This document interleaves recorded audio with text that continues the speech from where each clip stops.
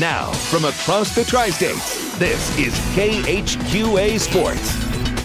Well, there is never a dull or, dare I say, finesse moment when Payson Seymour and Unity get together to play basketball, as these two cooperative football entities seem to like to get physical with one another whenever they meet on the hardwoods. Tonight, the stakes in that game included an MVIT title. This game would go off the rails quickly for Unity. Why is this man smiling? Trust me, he's smiling, because as far as Payson was concerned, it was Happy Carter Epperson Day. Epperson draining the three, then grabbing the big steal right here. Going to hook up at the other end with Cody Hildebrand, who had 26 points in this game and was named your tournament MVP. More from Carter Epperson. He likes this corner. Going to drain another triple. The kid was incendiary early on in this ball game. Unity trying desperately to get back into this thing. Dylan Schaefer with a three, but the lead was 31-12 at that point. Then look at Epperson again. 4-point play.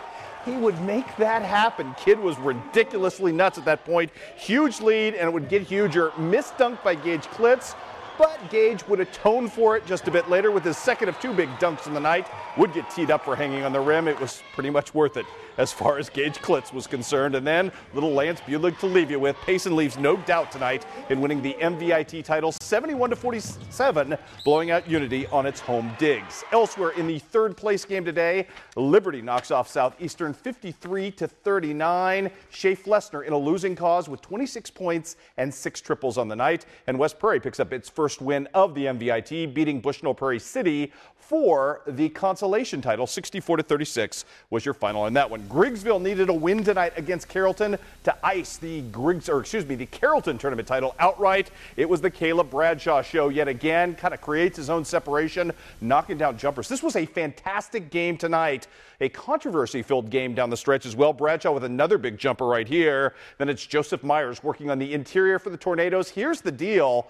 Griggsville led almost throughout, picked up 3 offensive fouls in the final minute and a half, was trailing by 3 in the final waning seconds when this guy, Jordan Dehart, would hit a three-pointer to send it to overtime. In OT, Griggsville gets it done, wins the title, and goes undefeated 99-94. Todd Bradshaw's team playing some good basketball right now. Also today at the Carrollton tournament, Beardstown ends on a whimper, losing to Calhoun by the final count in that one of 72-48. Let's go to the girls' side of the ledger now. Illini West taking on South Fulton for the title of the Lady Tiger Classic. Gracie Bostert and IW, very good. Katy Perry, not to be confused with singer of same name, doing nice work all week long for South Fulton. South Fulton traveled well.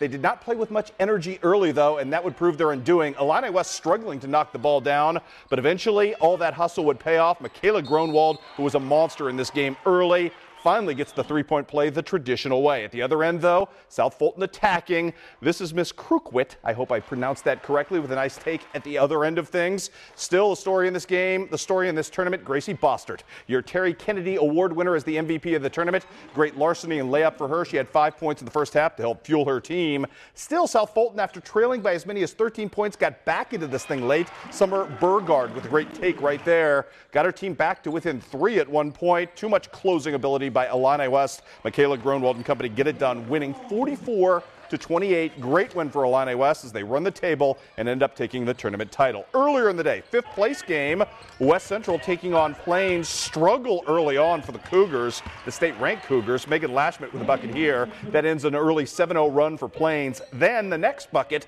for West Central would come considerably later. It's a 16-4 lead after Abby Lashmet hits this bucket. Things would get better, though, for Brian Bettis' team. Jessica Hurlbrink kind of starts that off with a long three. Kayla Moore was kind of the spark plug of the comeback, and it was a considerable comeback. Miss Moore knocking down a couple of big jumpers from the outside. She didn't have many buckets, but the one she had seemed to bridge the gap for the Lady Cougars as they got back into this thing. By the third quarter, had taken a lead, and then down the stretch trying to close things out. It's Abby Lashmet, the All-State candidate, doing some wonderful work right here, getting fouled and completing the three-point play as West Central gets the victory 52-45 to take 5th place over Pleasant Plains at the Lady Tiger Classic. One more for you. Let's take you to the Consolation Championship. Not much art, well, not on the court anyway, between West Hancock and A-Town. Kind of just a slugfest in this one as Alexis Dooley gets the nice take right there.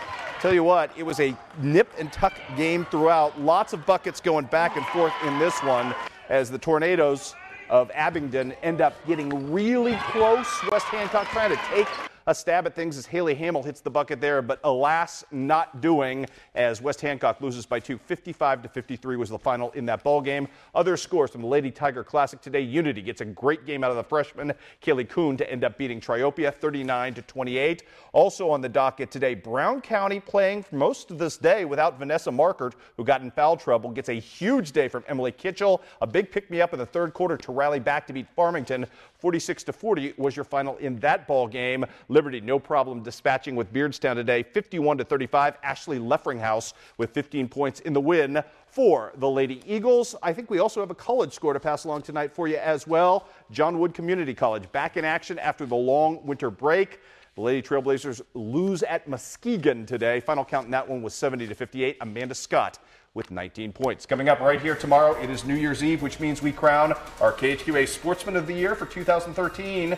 She was a very good one. That story coming up tomorrow at 6 and 10. All right, Chris, looking forward to it. We'll be right back.